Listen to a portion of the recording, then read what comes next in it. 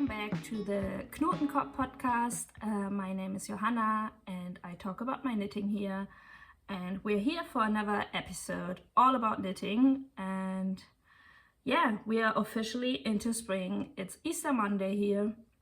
And I just watched a lot of knitting podcasts and thought it's time for another one of my own. And I have a lot of new knitting I want you to catch up on, and a lot of thoughts about seasonal knitting, since we are going into a new season. And I've seen a lot of these like seasonal videos online. I used to do them as well, or I like to do them as well, but I went through my wardrobe on Friday, and I switched some of my heavier winter wardrobe out with some of my lighter things, and just did like a recap what I will actually wear this following months and what I have been actually wearing the last months, and thought I will share my thoughts with you in this episode if we will find the time. Otherwise I will do an extra video for this, but I also wanted to catch up on my new work in progresses and talk about finished objects, though I have only one, I have to say, and some things I had been up to. Yeah, it's in the past. So what did I do the last weeks? Actually, life has been pretty good, I have to say. I actually had the time to explore a little bit of the countryside I am living now in, or my new home basically, and with my colleagues, or actually they're my friends, so and their families. We did a few trips which were lovely, and that actually has been great. And a lot of sheep had been involved, I have to say, which is great. I mean, this isn't something I had planned in advance, but it's lovely that I moved to a place where there are a lot of sheep. I actually looked it up. There are 90,000 sheep living here currently, so that's a lot. And basically, since it's lamb season, or it had been lamb season, there are lambs everywhere, some little baby sheep. So it's lovely. They're so cute, and looking at them playing with each other, it's and actually one of my friends, she's a knitter too, and she's also interested in spinning and weaving, so it's really cool to share this hobby with someone. And also her kids are into it, which is great. And we did a trip to a museum, and also on the way there was a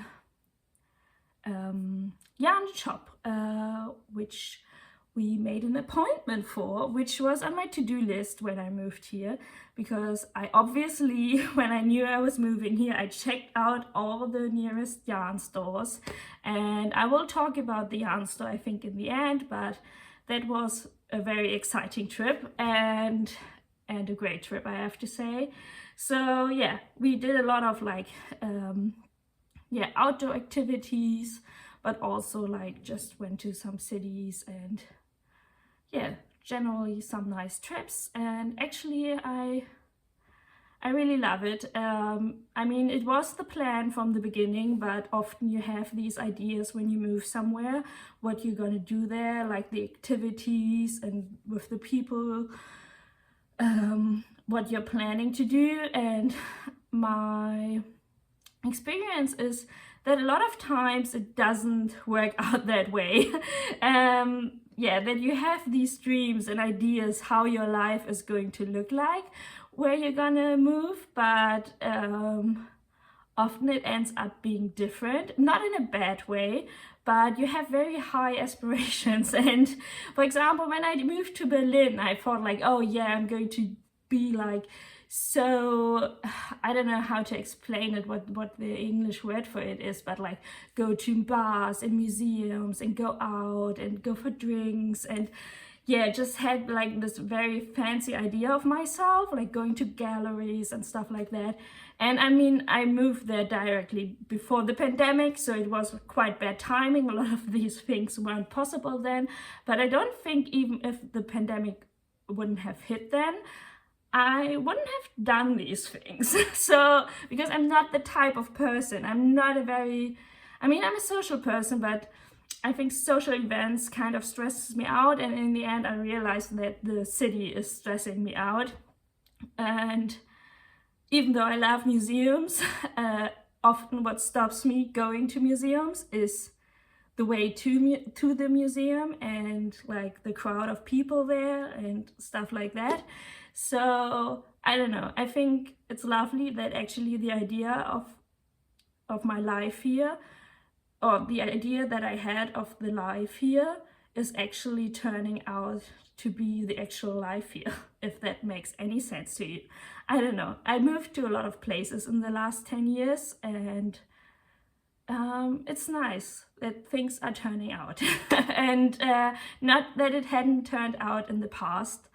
I loved to live in a lot of places, but yeah, I'm loving it here too. So that has been nice, and yeah, so I'm in a good springy mood, and I'm really looking forward to discovering more of the countryside here, seeing a lot more sheep and seeing more yarn stores and textile shops, because we also got, like, I found a book, let me get it.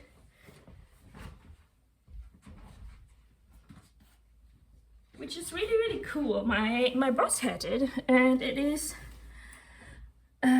what is it? Farm shops and manufacturers. And it covers a lot of the surrounding of Hamburg, so it is more than just the area where I'm living. But it has also not just like farm shops, but it has, for example, like ceramicists and textile workshops and stuff in it. So, and my colleagues are all very interested in manufacturing, like ceramics, textile stuff and things like that. So we're really, really interested in doing like trips to a lot of these places. And I think it's like such a lucky coincidence that I don't only have co-workers, which I love to work with, but also share my hobbies out of like that I do in my spare time. So, and yeah, this is a great book. This is off topic now. So yeah, let's talk about knitting. It's already had been like 6 minutes, so I think we should talk about some knitting. But yeah, I think you get the vibe. I'm in a good mood, and I think it also reflects in my knitting. I'm really into casting on a lot of new projects, but I had to stop myself a little bit because I ran out of needles basically. And at some point I was like, okay, I think especially with casting on, at some point you get mixed up the patterns, and if you like knitting everything at the same time, I mean, I'm not a how do you say no, I can't say that. I never knit on one project at once, but I think at some point it gets too complicated if you have like more than 5 patterns, or for me more than 5 patterns that are all in the stage. I think it's good to mix patterns that are in different stages. Yeah, I had to stop myself at some point, but otherwise I think I would have sit here with like 7 works in progresses. But yeah, let's talk about it. So what I briefly wanted to talk about is what I'm wearing. I mean, it was a finished object in the last episode already. So it's my heavily adapted Marseille sweater / Bauhaus sweater. So I think if you can't see the ribbing, oh, naked. No, but yeah, here you can see the famous body ribbing, and the sleeves and the neckband. So what I wanted to shortly touch on was the yarn choice, or how it's wearing, because I mentioned in my last episode that I was worried that it's a little bit too scratchy, and I have to say it is not. Because yeah, I bought the exact same yarn for another sweater project, and I have been wearing this jumper nearly every day since I finished it, so 3 or 4 weeks ago, and I love it. I mean, otherwise I wouldn't have worn it that much. First of all, the fit is so convenient. Yeah, it's just because it is cut like a sweatshirt, or more like a sweatshirt, and it's the dropped shoulder construction, it's so easy to throw on. Like when I come home from work, if I haven't worn this to work, I just swap my current sweater into this one, and yeah, it's I love it. And also it's my first mohair sweater, so it is it has been the only sweater for work which has been actually warm enough, because actually until last week we still had a few days of snow. Today we have 16 degrees, so it has been a wild ride, I would say, the last month of weather, but yeah, it's still spring here.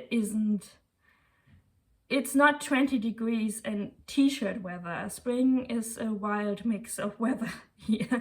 So you can, I mean, yeah, I will talk about seasonal clothing later on, but I still can wear this easily for a few months, I think. And yeah, I think I will need more mohair sweaters for next season.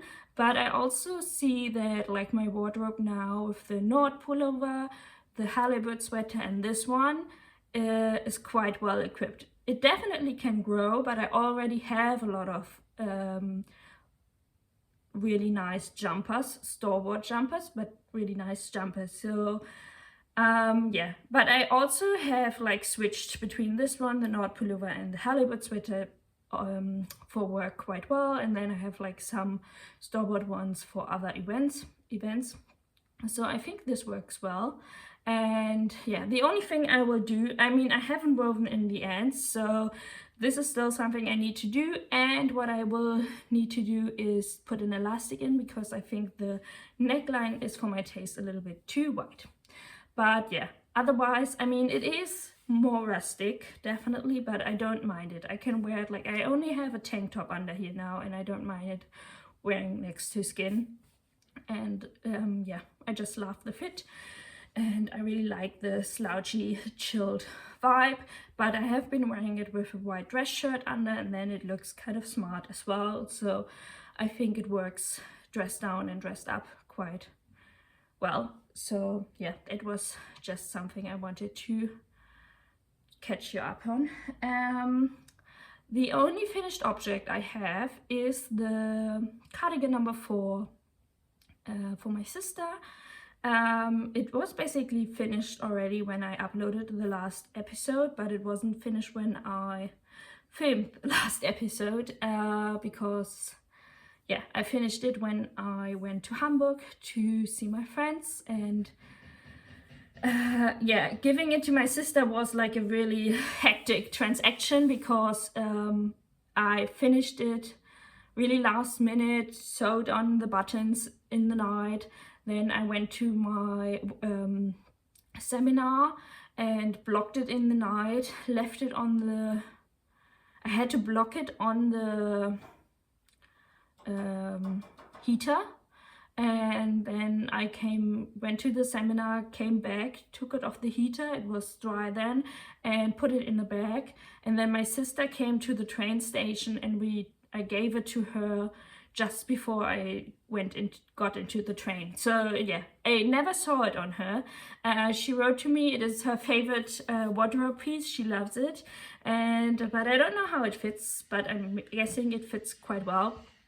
She promised me to send me pictures, but I haven't seen any yet, so I hope I can insert some here, but otherwise I took some before I gave it to her. It was just that the day was very cloudy and grey, so the colors kind of got washed out. So I hope she takes better pictures of the finished cardigan. I think otherwise there's nothing more to say. I think I talked for 5 months now about this cardigan, and yeah.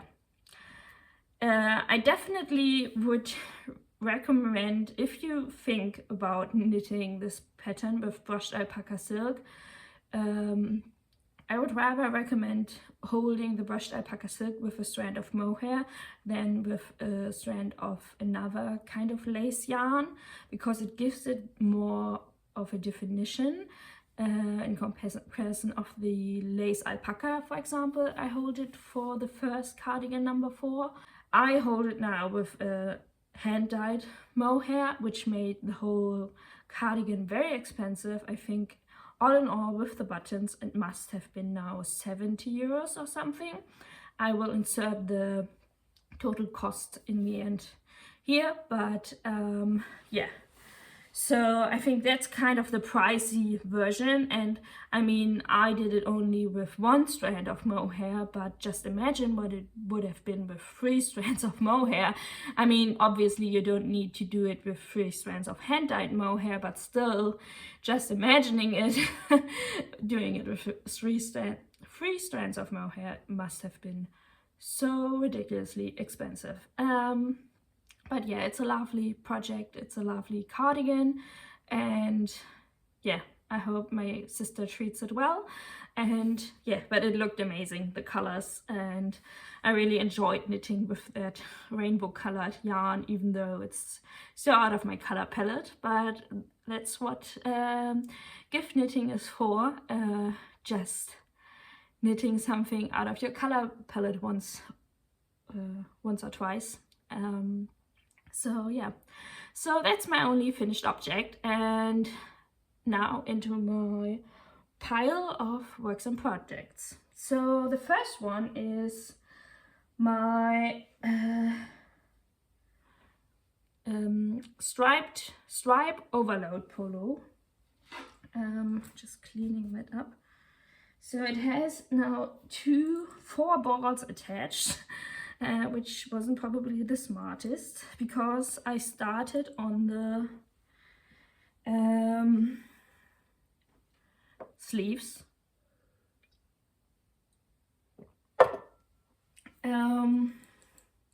Yeah, that's how it's looking. So yeah, back here the color is more true. So yeah. I think that's not much to say. I think last time I didn't split for sleeves. Now I split for sleeve. It's all scrunched up, and I started knitting on that 1 sleeve. Yeah, I think, no, it's all very blurred out. Yeah, I will try to insert a picture of the real color, but I don't think you can see it on here really, because it's washing out quite strongly. It's giving a slight marbling effect, the mohair and the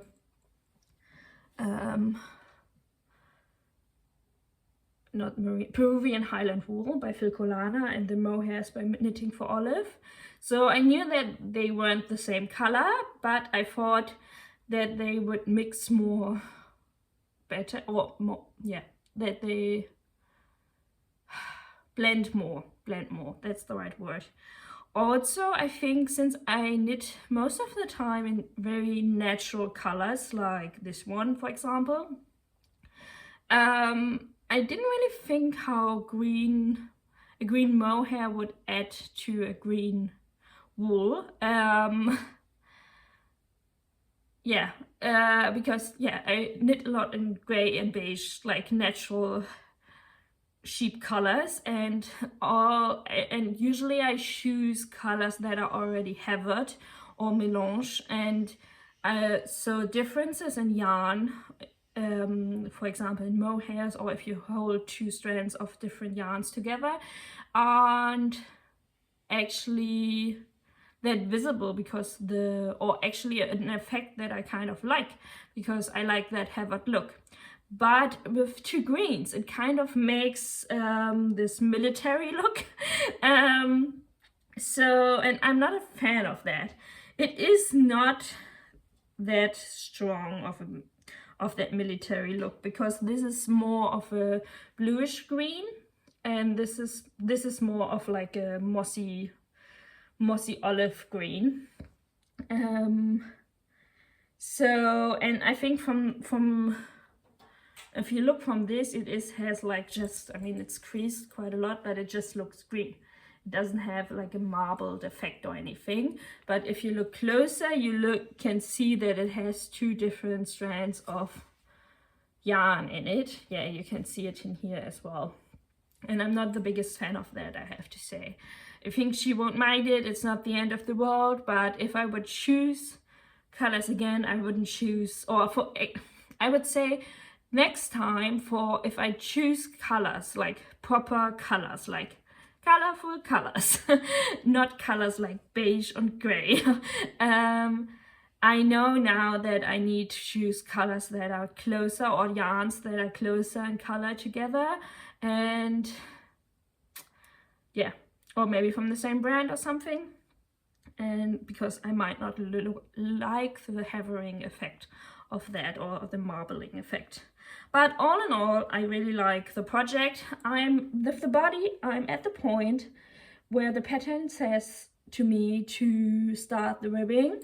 But since my friend is way taller than me and has a very slim or long and slim upper body, I'm not really sure if these measurements are the correct measurements for her.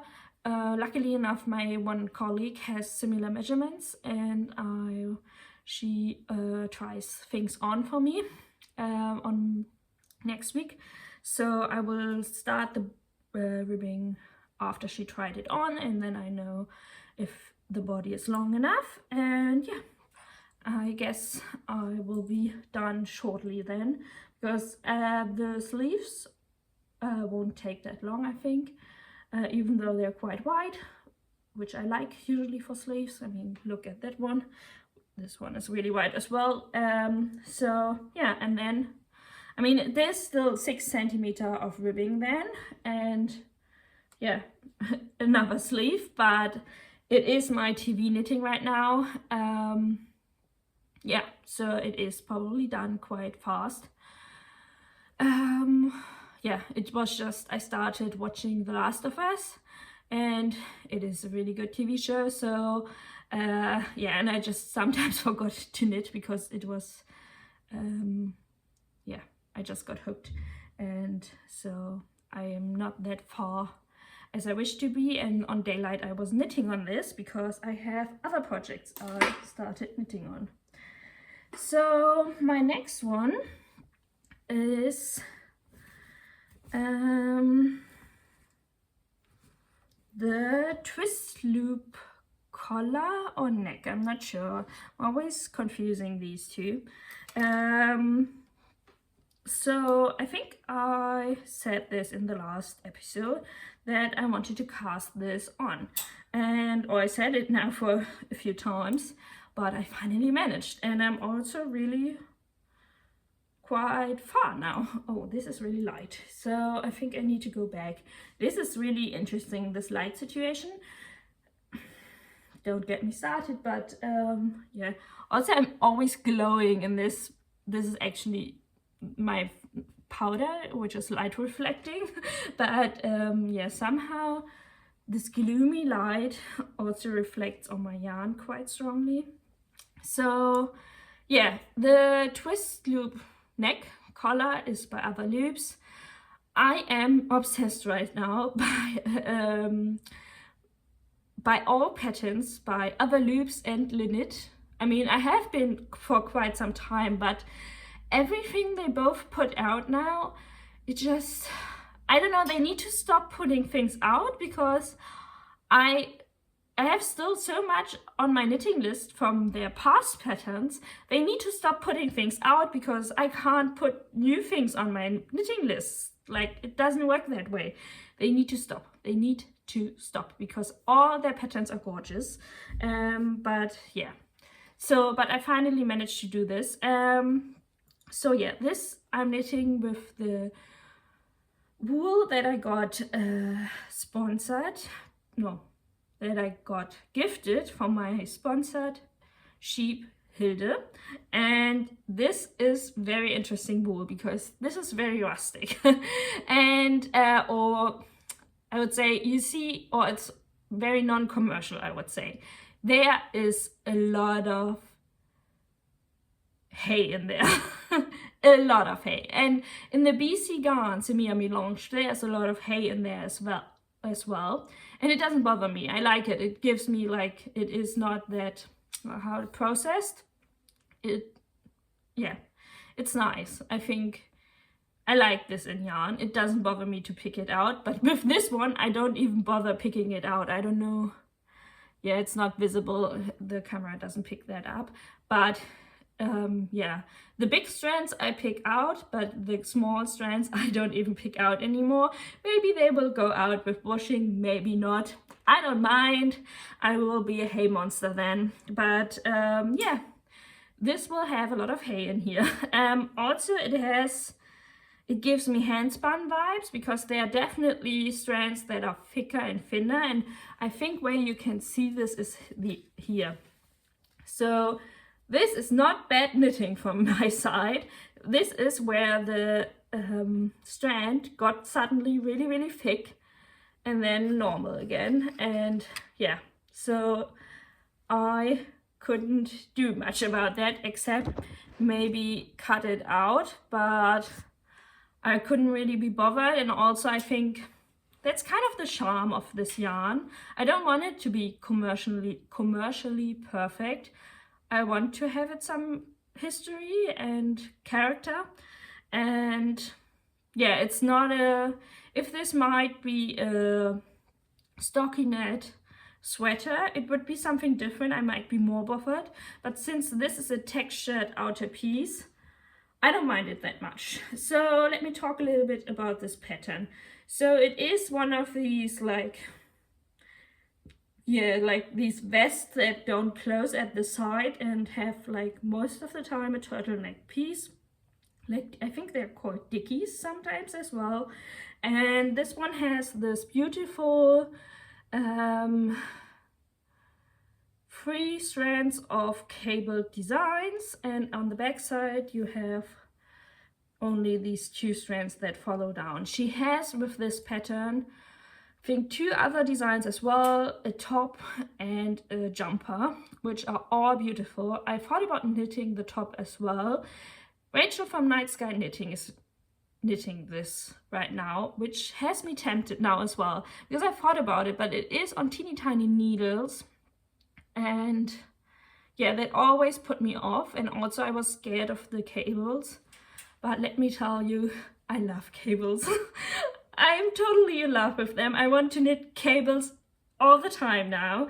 They are so much fun, and yeah, I'm enjoying this very, very much. I'm off gauge, because maybe I should have called this channel the off gauge gift knitting channel or something, because none of my projects are ever on gauge, I feel. But I feel like I can stretch this out as crazy, and also it is, yeah, it's just laying on my upper body, so it doesn't have a circumference that it does need to fit. And I did knit a gauge swatch, so it's gonna fit. It's not that big of a deal, but I'm not really on gauge. Let me tell you that. But yeah, I need to stretch this out. So yeah, But this is going to be rustic, and what my plan was from the beginning, and I'm definitely going to do this now that I know how rustic this yarn is, I'm going to knit the inside of the neck of the turtleneck with the brushed alpaca silk that I have in a cream color, and then knit the outside of the turtleneck back again in with the Kranker, what is it? Kranker Yeah, I think that's how it's called. So yeah, I have now done 2 repeats in the front and still have, the pattern says to do a 3rd repeat and then do the ribbing. But my upper body is very short, and I do wear everything with a cropped, with high-waisted jeans. So I'm not really sure if I need a full 3rd repeat. So I'm doing the back first, and we'll try it on then, and maybe do a spicy mid-block, as Rachel calls it, and see how it looks, and then decide if I need to knit it even longer.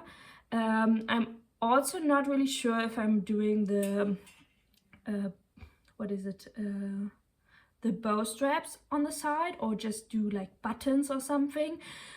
I think bow straps are quite inconvenient, which I will come to later on, because they are a lot of material which will bunch up under a jacket, and I don't see the point of knitting a long bow strap when you can just knit a small buttonhole. And I have a lot of buttons now, as we all know. So, and I think, or for example, like wooden buttons would look so nice with it. So, and you might think like a turtleneck woolen dickie in spring. Yeah, but you need it for where I live, because it's windy, it's cold, we had snow last week. So, and actually I went on a bike trip yesterday, and I wish I had this, because I was still covered until here with a shawl or a scarf, and I had a hat on, and I had what is it, hood, the hood over my head. So I even wished I had a balaclava, yeah, I think that's the right word. So I wished I had this thing for me, because since we have a lot of wind here, I think something that covers your neck until here would be quite useful. So I'm looking forward to have this finished, and I think I will definitely have some use until end of May, and even on rainy days until June maybe. I don't even really know how hot it's going to get here. I don't think it's going to get over 28 degrees here, because it's always windy. And how much, I said windy now a lot of times, but you get the idea. It doesn't really get really hot here. And I think also autumn starts here really early, so I don't think this is not season appropriate, at least for where I live.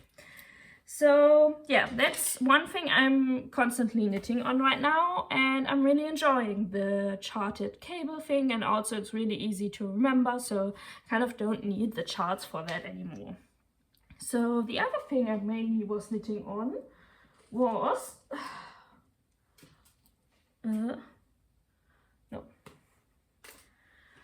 was this thing, and is this also by Otherloops or by LeKnit? I'm not sure.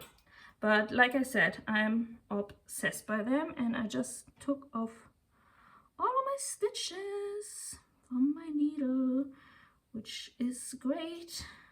Not. But yeah, we will see how that works. It's called the Lea Scarf. I think it's by LeKnit, and not by Otherloops. And it is this thing. I don't know how to show it because it's not blocked, and so maybe this is the best way to show it to you. So yeah, I think it is the most comparable to the Sophie scarf, but an advanced version if you're not into the Sophie scarf. So yeah, you have basically this, you have two sizes, and this is the smaller one, and you can wrap it around. I still have the needle in, so I need to check if this is working. And this might not look right now so well. So yeah, and the bigger size you can wrap around twice. And what I really liked about it is, first of all, I find this pattern really intriguing, and what I really liked about it, it uses up scrap yarns with a lot of different thicknesses. And first of all, so the original pattern uses blown yarn, which I don't have, but I thought, okay, I can just use fuzzy yarn. And I have a lot of fuzzy yarn from the Brushed Alpakka Silk. And I also have a lot of like unknown DK yarn from my mom, of like longer time projects that I can't really sort out what it is, and also fingering weight scraps. So I thought like that's perfect for it. And also it is one of these projects like similar to the Sophie scarf by Petite Knit, where you can like actually, if you put a little bit of your brain power into it, figure out how to knit the scarf exactly to the amount of yarn that you have. Like I just knit the increases, so you start here, knit the increases, wait how much I used of the yarn, and then knit until I had the exact amount of yarn left over that I needed for the increases, and then I just decreased. And you actually receive this kind of stitch with something that with the half fisherman rib stitch, and then you do like a, how is it called, I-cord ribbing, which is taking me forever. And also I think mine is too tight, because I'm doing, this one is more of a DK worsted kind of yarn. I forgot, I think I knitted this on 4.5 or 4mm needles, and I'm doing the I-cord on 3mm needles because I don't have anything between a 3 and a 4mm needle, and the pattern says use a 3mm needle for the I-cord, but it has a thicker yarn, it has more of a sport weight yarn, and I'm using a sock fingering yarn for the I-cord. But so it kind of is convex. So I think this is not how your I-cord should look like in the end. But also this is super washed, so I think the I-cord is very stretchy in the end. At least I hope it is. And also it is a scarf. I just want to have the scarf. So yeah, I think it will work out in the end. But you will learn, and I want to do more of these because I have a lot of these non-fitting yarns, as you would call them, like a very fuzzy yarn like the white one, a really thick DK yarn like the red one. Okay, the blue one was actually supposed to go into another project, but I still have a lot of left. Like I just need a small amount for the ribbing, for the I-cord edge, and so on and so on. So I will do a lot of these more, because actually this band, I think I just knitted like these in 2 days, this in 2 days. So this was actually really fast, and I enjoyed it a lot. It is a very pleasant stitch pattern and very mindless, but still something is going on. You don't have to count very much, and yeah, I enjoyed it. And also I love that you can play with colors without having to commit something like a sweater or something. It is a scrappy project. We love a scrappy project here, and yeah, it's great. I think I will stay on that topic because I already found like other combinations for this kind of Lea scarf, because I want to do, wow, that's bright. I want to do one in these colors. So the red is going to be the blue, then the white is going to be this orangey brown. It's a very undefined color. It's Brushed Alpakka by Sandesgarn. No idea when I bought that one. And just do a plain white edge. Gonna love that color combination. And I also found this combination, which is,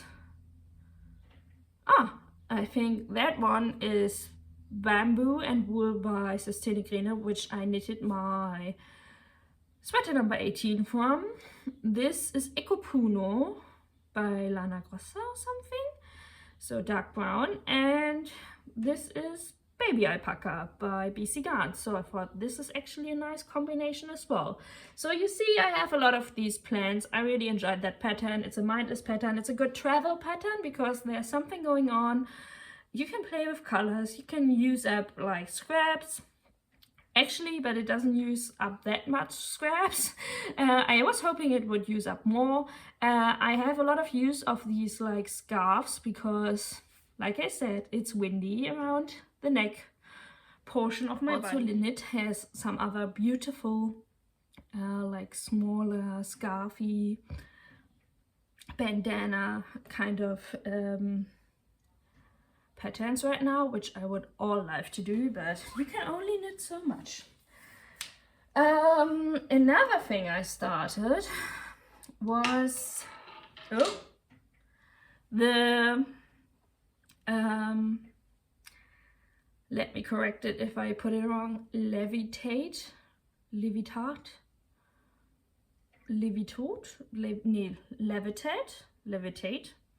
No idea how to pronounce that.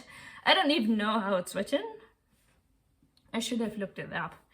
Levitate. I would like, I don't know, from how it's written, I would thought it's like Latin. Levitate or something like that. But probably not. Probably it's an English word because it's called the Breeze collection. So why would it be a Latin word? So I'm talking about the new wrap cardigan by My Favorite Things Knitwear. So let's talk shortly about the whole Breeze collection. This collection is costing me my nerves. I wish they would put it out as a magazine or something because damn, it is so beautiful. First of all, the aesthetic. Let's talk about the aesthetic. I mean, beach underwear, 30s, 40s inspired aesthetic. I mean, you got me there. I mean, I'm sometimes feel uncomfortable saying this, that like the 30s and 40s are my favorite film aesthetic, because in Germany that's not the best kind of films you want to watch. But yeah, but aesthetic wise, it's my favorite movies and this is where the inspiration for this Breeze collection comes from. And so no surprise that I love everything they put out so far. And I think I bought, what did I buy? I bought the wrap cardigan by My Favorite Things Knitwear. I bought the, I forgot the name, but the t-shirt by Otherloops. I bought something else. I forgot about it. But there are a lot of things that are speaking to me in this collection. And if they would ever put out a printed version of all of it, I would definitely buy it. But let's talk about the cardigan. So yeah, it is a wrap cardigan with a bow that you wrap around yourself. And I think it's also inspired by like Eastern Asian workwear because it has like this slouchy kind of fit. or also like loungewear kind of fit, and I really like it. I think I don't have a lot of cardigans, and we all know that I'm not the biggest fan of purling, but for that one I'm open for purling. I am purling for that one. Let's put it that way. So yeah, I really like that really boxy fit and aesthetic, and yeah, so I decided to knit that. And also what I really liked about it is that I already had yarn for it in my stash, which I was struggling to find a purpose for some time. So it is the Drops Brushed Alpakka Silk in some gray color. I will put the name into it. So I originally wanted to knit the fortune sweater with this one. Then I decided against it because it was too feminine for my taste. Then I thought about knitting the Clem dress by, I forgot her name, this Finnish designer that I bought the knitting book by. But going into this year, I realized that I have so many projects on my list that I probably won't find the time to knit this dress. But I also had on my to-do or goal list for this year to knit up all of my, did I say knitting for olive? Drops Brushed Alpakka Silk, my drops yarn, just to get a little bit more of my space. Because maybe you can see it, but I had to move up my yarn stash to make space actually to put my working station for home office here. So there's a little bit less space for my yarn, which I actually like because it makes me considerate of what I'm buying and what I will bring into my stash. And yeah, I just want to use this up. I don't want to get rid of it. I love the color, and it's very soft, and yeah, I just want to find an appropriate project for it. And also what annoyed me with the Clem dress was that I would have needed to order more of the Drops Brushed Alpakka Silk, which wasn't really the purpose of using up the drops yarn. So yeah, that wasn't really working for me anymore. But seeing the wrap cardigan by My Favorite Things Knitwear, I thought, okay, this could actually work. It has a really big gauge of 15 stitches per 10 centimeters on 6mm needles, and this doesn't definitely. This can be knit on 5mm needles, and I already bought this merino wool by Woolfieyarn to hold it with it. And this is lace weight, so I swatched with this on 6mm needles, didn't meet gauge, and it was very holey, so I was like, oh shit, this doesn't work. And what I ended up with is holding 2 strands of the merino with the Drops Brushed Alpakka Silk, and it works. I have to say I did a kind of shitty job on gauge swatching. I was very off gauge on my gauge swatch, and I just went for it. And now I started knitting and I'm on gauge. I'm a little bit over gauge, so I think I'm going down a needle, half a size, on to 5.5, because I'm a little bit worried how much the Drops Brushed Alpakka Silk is going to grow. And also the fabric is kind of very see-through, so it could be a little bit tighter, but I was afraid on going down on the needle based on my gauge swatch, because on the gauge swatch I was more on a 17-18 stitches per 10 centimeters and not on 15. But I thought, okay, this is going to grow, this is not blocked, this is going to work. I was very optimistic. And this also shows me that like my gauges and my swatches are not really representative of my knitting. So like, because this is not blocked either, and now my knitting is way looser than on my gauge swatch. So this is how knitting is, very unpredictable. So yeah, but back to the pattern. I cast this on and I'm past the increases for the back panel. So this is the back panel and we go like that. And yeah, this is how it's looking.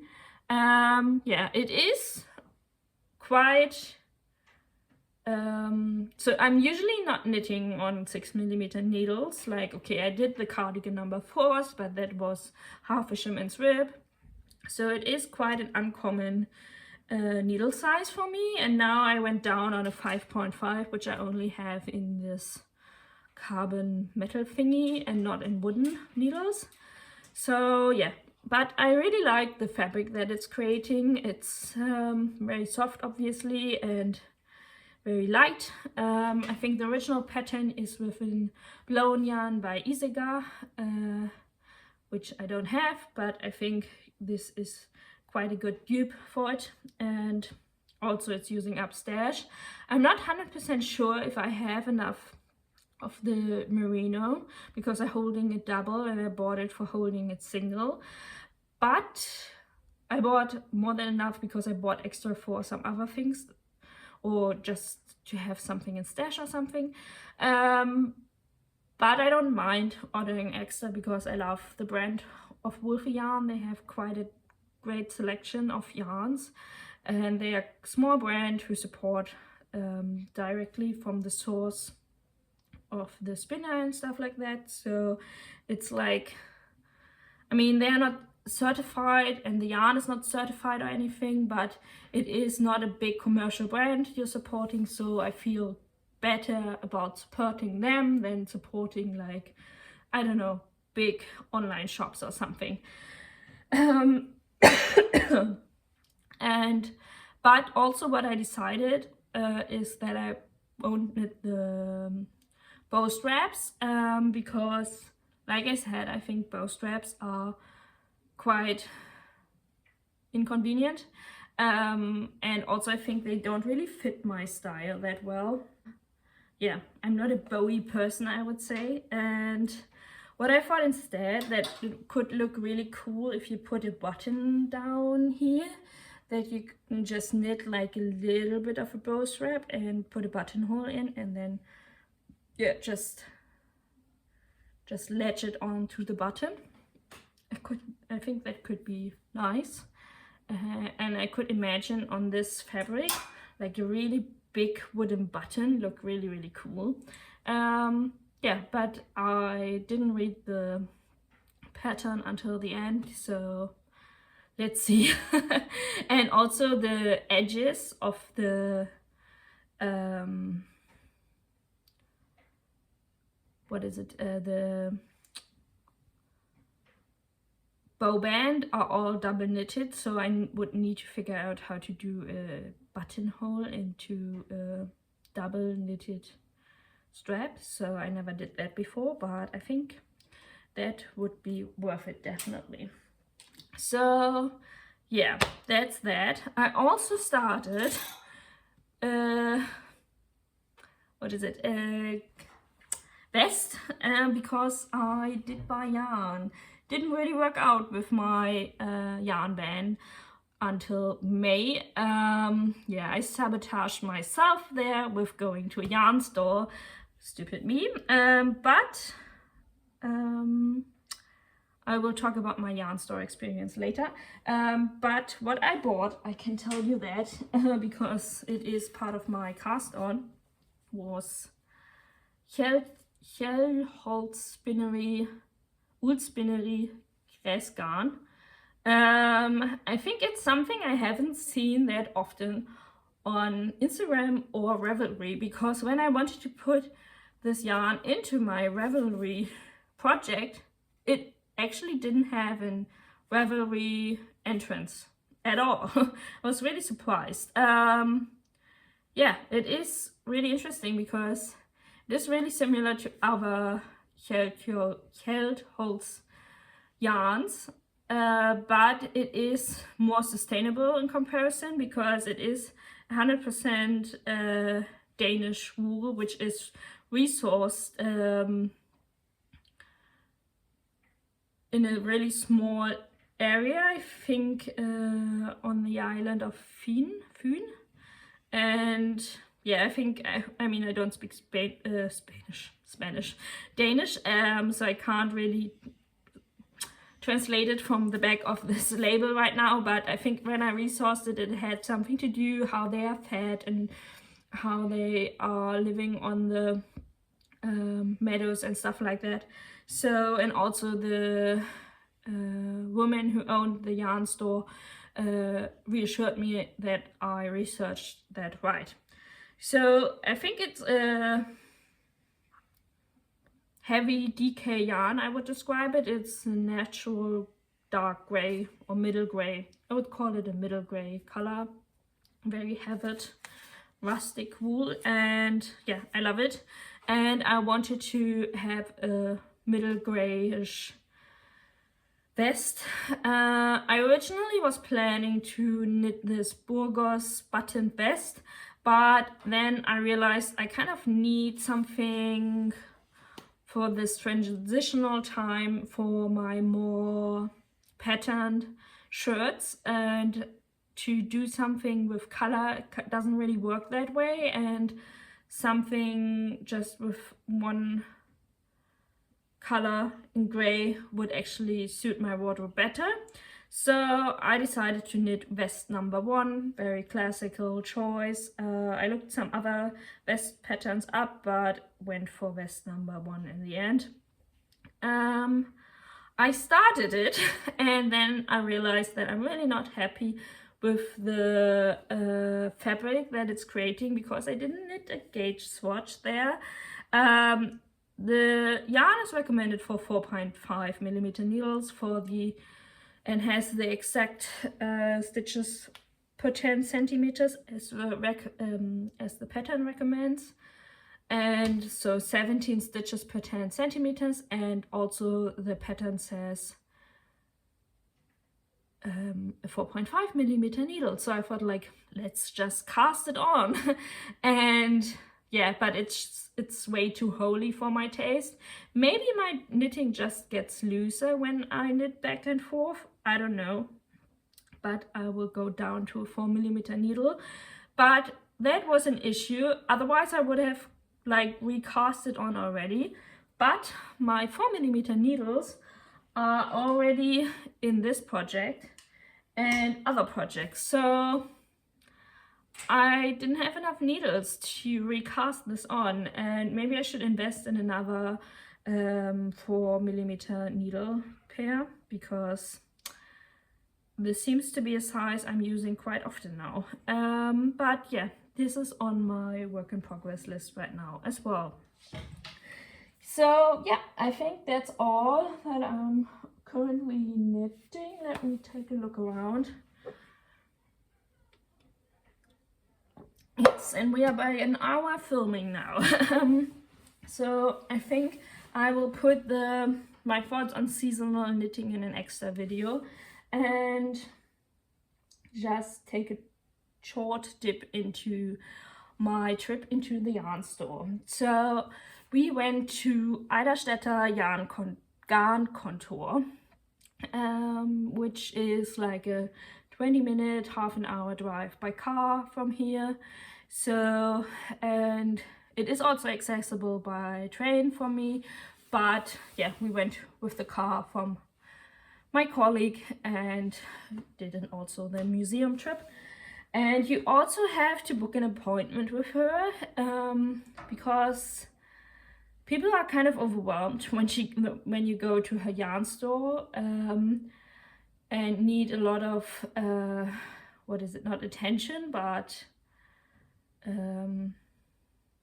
help. So she decided to give out appointments so she can give them the attention and help they need, and if there are multiple people in the store, she can't do that. And she is known for only Scandinavian yarns, and which, I mean, come on, who are we? We love that. And but I think it's quite interesting because especially here in Germany, the elderly crowd, I would say, of the knitting community. So I would say like 40 plus. And I hope no one gets offended by this, is not the typical like Scandinavian yarn buyer. So we have like these kind of big brands here in Germany, like Lana Grossa, Regia, Schachenmeier, like these things, like really big commercial brands. Like for example, Lana Grossa, they have like whole stores here, like where you can only buy Lana Grossa. And for example, Regia and Schachenmeier are yarns that you can even buy in not supermarkets, but I don't know, like things. I've never been to Michael's or something, but sometimes you'll have like small shopping malls or centers. Yeah, like stores where you can buy a lot of different things, and then you have like a really small yarn sections, and you always can find Regia and Schachenmeier there, and often Lana Grossa as well. So these are like the most common yarns here. And from my experience, for example, my mother is this age group and this type of yarn buyer. They love this kind of yarn, and they are not the kind of person or people who are really into like this hyped, like these internet hyped yarns I know, for example. But this yarn store has them, not like Sandnes Garn, for example, or Knitting for Olive.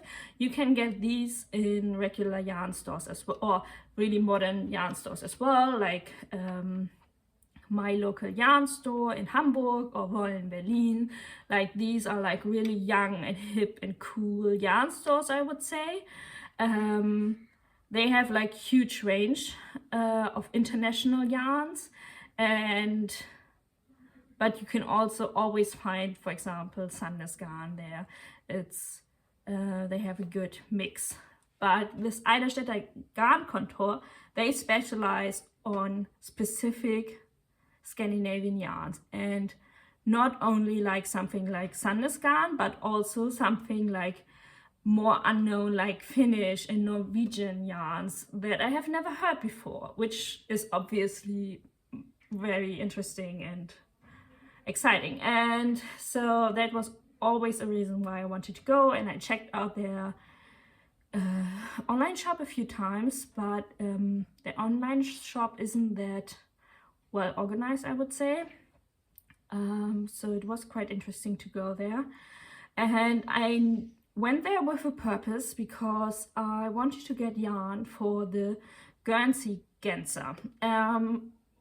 Let me put it out there. There are two versions of the Guernsey Genser. There's the one that everyone knows, the one from the Soft for Women magazine, and there's another one which is knit by or re-put out. Or Sandnes Garn put another version out, knitted with Peer Gynt.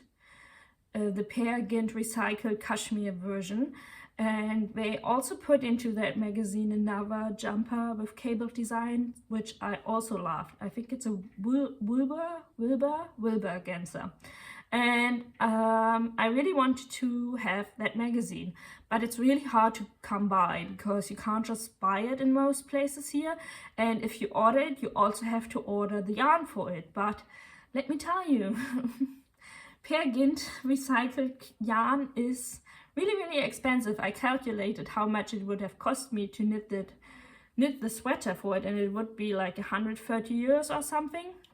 And this is a gift knit for the May birthday girl.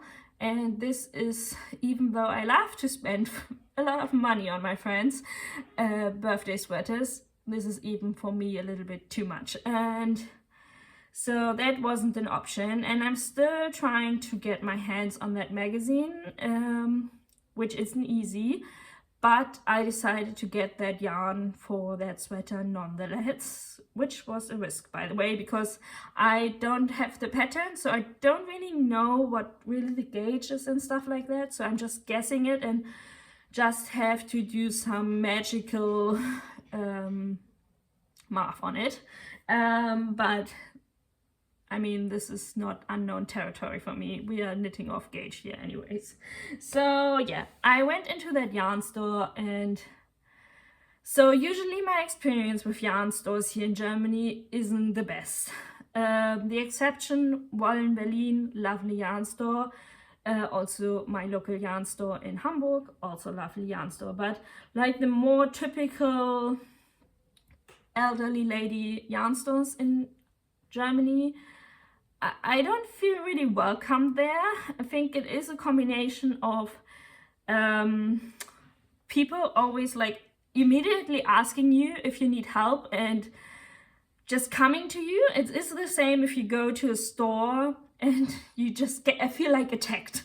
Like I just want to go in there and have a look, and most of the time I know what I'm doing, I know what I'm looking for. And also I think the way these shop owners are asking, it's implied that I have no clue. And I'm like, I always feel kind of defensive, and obviously I'm not saying anything, but I'm like always like, I have a fucking knitting channel, I know what I'm doing, like I can knit, I'm not a beginner knitter. So, and obviously I'm not doing that, I'm not not behaving like a little kid, but I think like always the way they treat me and the way they are asking if I need help or if I looking for something and etc. I always feel it's implied that I have no clue what I'm doing here. And I don't know, this always makes me feel really uncomfortable, and I always feel watched. And I don't know, I never feel comfortable in these yarn stores. And let me know if you feel the same, if this is a universal thing or if this is just a thing I feel or just a thing here in Germany. I'm really glad that there are like young and modern yarn stores opening now with like new vibes, but I'm really not digging these cramped and unorganized, and someone has said like which holy yarn shops, and yeah, I don't know. It's no shade to anyone here who enjoys these or who owns maybe one of these shops. Obviously, people love them and it serves to someone, but for me, it never makes me really feel welcomed or comfortable. Maybe it's a me problem and not a them problem, but yeah. So, but when I went there with my friend, it was a whole totally different experience because I just hit it off with that woman. It was amazing. Just put it that way. First of all, like, I don't know, we vibed. It was a different level. I don't know, she got me, I got her. It was amazing. I don't know, I just want to go back and chat with her. But so yeah, I don't know, it was great. And her yarn selection is over the moon amazing. I think she has the whole Hjelholts Uldspinderi selection. She has whole of Isaga selection. She had, yeah, a lot of like Finnish yarns. She had, I don't know, so much. There was so much yarn that I have never seen before, which was amazing. It was all non-superwash rustic in hangs, or mostly in hangs. Isaga is mostly not in hangs, but it just, oh, I just got so excited. She had 2 dogs, which I loved. And yeah, I was like a little bit overwhelmed, but also so happy. And yeah, and I can't believe that this yarn store is only like 20 minutes, half an hour away from me, which makes it very dangerous for my bank account. And she said, like, I was quite surprised because I thought she's kind of niche, but she said, like, no, there are people like traveling 300 kilometers to her place just to buy yarn and stuff like that. So yeah, I don't know. And she said like every time like my favorite things knitwear or some other Scandinavian designer puts out a pattern, she immediately sees it because the orders come in, because she's one of the few stockists who have, for example, the Hjelholts Uldspinderi in Germany, who stock them. I mean, you can order them from Denmark as well, but you have to spend not taxes, but yeah, or some taxes, but not import taxes. But yeah, so it's easier from her to order. So yeah, it was amazing. And obviously I bought yarn. So I bought the dark gray, the Græsgarn from her for my vest. So I got something for myself a little bit. Just a little bit. and I got the yarn that I needed for my friend's gift. So, and this is a new thing to me because she suggested yarn for me, because the thing I originally wanted the Dansk Petzold in thick yarn in some gray color, but it was way too rustic for what I was imagining, and so she suggested something else, and I just trusted her. And I never do that because I have a really strong opinion, and I have a really, most of the time I have a picture in my head. I know what I want. I don't trust anyone with yarn recommendations because I did the math before. I counted everything, the meterage, how much I want to knit in this and that, and so I don't know, there goes a lot of thinking into it, but she had a lot of sample knits in there. So, and I explained to her the situation, that I wanted a DK yarn. It needed to be washable on a wool program. It shouldn't be too rustic because my friend is kind of sensitive, but it shouldn't be too, yeah, it should be washable in the washing machine because she doesn't want to take too much care of it. It should be also non-superwash because I want to enjoy the knitting process with it. I wanted a gray color, but like a Havard gray, not a like solid gray, and it should be working for structured or textured design because I want to knit the Guernsey Ganser with it, and it should not peel like crazy. It should hold up. So, and in the end, what she recommended me was Highland wool by Isiga, and yeah, it's 100% wool. It's fingering weight, and I'm gonna hold a double. And as you can see, I haven't even opened the package since I bought it. So that's the color. So it is not a gray. So if we hold it next to each other, okay, this is already a really grayy gray, but yeah, so it's more of a sandy beigey gray. So maybe if you see it next to my sweater, but I thought my friend, she's a jeans wearer, and I thought it looks great to jeans. So that's what my thought process is. And yeah, I will hold it double, and it is a woolly wool, but it is not a scratchy. It is not a Scandinavian wool. She also showed me a finished sample which was hanging there, which wasn't peeling at all after some time. And yeah, also it gave me soft vibes from touching it. And yeah, I lay a lot of trust in her. So if you ever are in the area, or if you want to order from her and need some support, I highly recommend her. She has a lot of knowledge, and I think she's great, and I can't wait to go back there. I spent a lot of money there in the end, so that wasn't great. So I warn you, you will leave that shop with an empty bank account. But yeah, it was a great experience, and I'm so looking forward to buying a lot of my yarn there now, and then I don't even have to order it. I can just make a day trip out of it, so that is even nicer. And yeah, it was a great recommendation.